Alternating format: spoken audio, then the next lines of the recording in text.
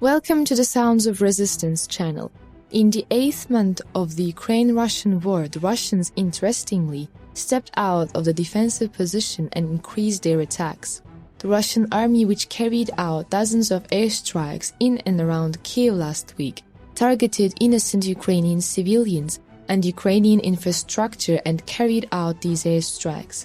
These treacherous Russian airstrikes, which caused the death of the 12 Ukrainian citizens, continued their effects in various regions of Ukraine.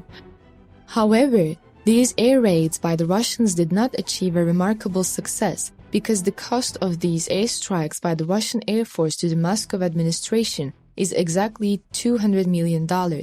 Of the 86 missile attacks carried out by the Russians, 47 have already ended before they begin, thanks to the Ukrainian defense systems. 47 Russian missiles were smashed in Ukrainian skies by Ukrainian air defense systems. In other words, the Russian troops did not profit in any way from these airstrikes. The Putin administration, which targeted only Ukrainian civilians, was even fired by many world states. Russian attacks, especially targeting schools, hospitals, and theater buildings in and around Kiev, completely violated the rules of the war.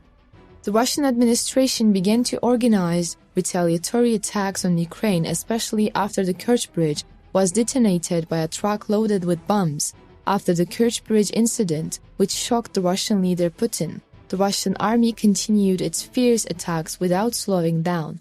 In the midst of all these attacks, just as the Ukrainian heroes had forgotten their existence and the Russian army continued their bombardment, Zelensky's lions were getting ready to take the stage again. Taking advantage of a momentary gap, the heroic Ukrainian army, the nightmare of the Russian troops, has now managed to put a stop to these attacks.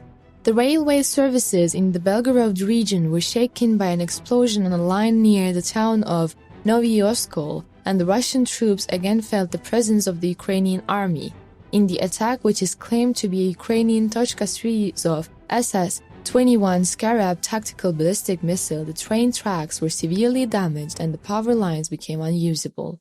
Photos taken at the site of the attack also appear to show the tail end of a Tochka and Tochka-U missile. It has been reported that this missile attack by Ukrainian heroes aimed to hit the railway infrastructure in the region and temporarily closed an important logistics route for the Russian army in Ukraine in the process.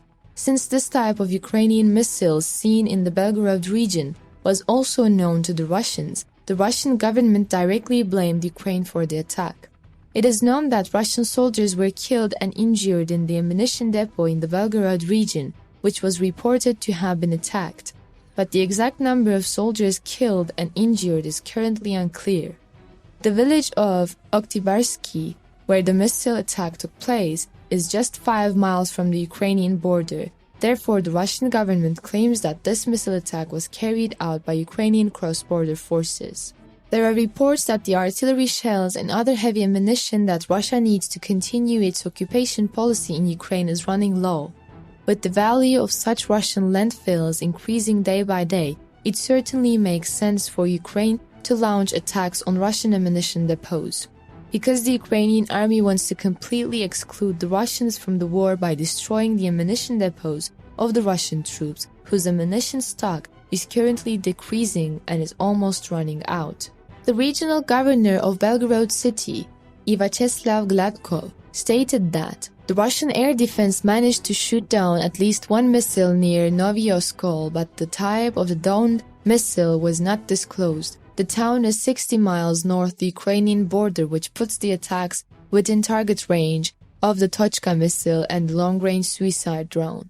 Later that day, videos posted on social media suggested that new attacks continued as night fell on the Belgorod region, noting that these attacks targeted a thermal power plant and caused power cuts in the region. The Russian media stated that they were concerned about the continuation of the attacks. While Russian troops increased their measures in and around Belgorod, Ukrainian heroes continue to operate in this region.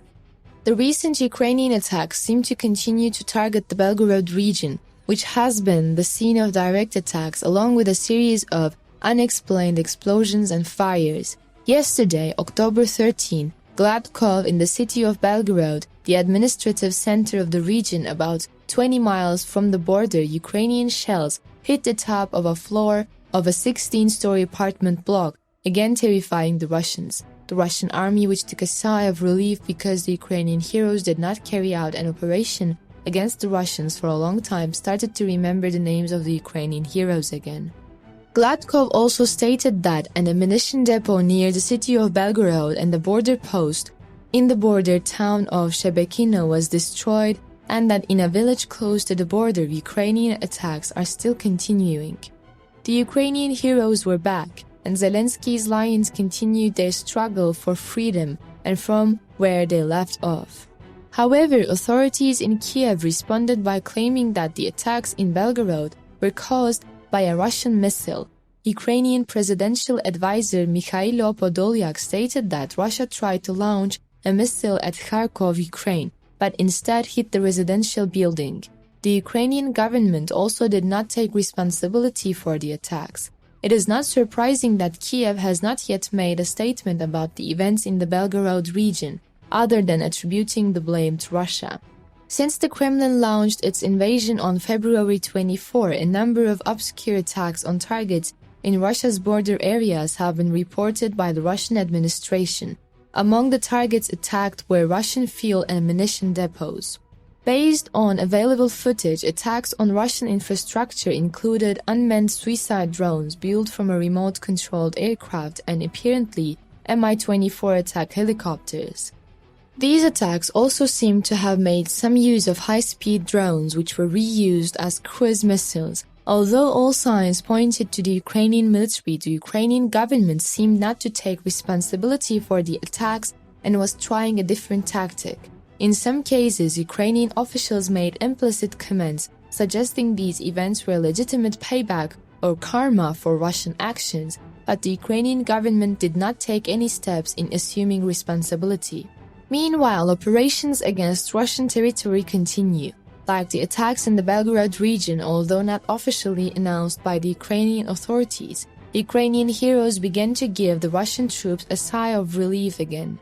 As a result of these attacks launched by Ukrainian heroes, Russian leader Vladimir Putin once again proved his desperation and started to talk about his nuclear trump card. Russian President Vladimir Putin had recently expressed that Russia would be willing to use nuclear weapons to defend its territorial integrity. The Belgorod region is firmly within the borders of Russia, and Vladimir Putin, who put forward the trump card to use nuclear weapons because of Ukraine's threat to invade Russia or invade its territory, seems to have already begun to fear. Because the Russian leader seems to be afraid that the Ukrainian heroes will recapture all the Ukrainian lands and attack Russia by pushing the borders. But the Russian leader's statement that if the Ukrainian attacks cross the red line, nuclear weapons will be fired, which worries both the EU and the US government. The red line of the Russian leader is not exactly known. To be notified of new videos, please do not forget to subscribe to our channel and turn on notifications. Thank you for watching us.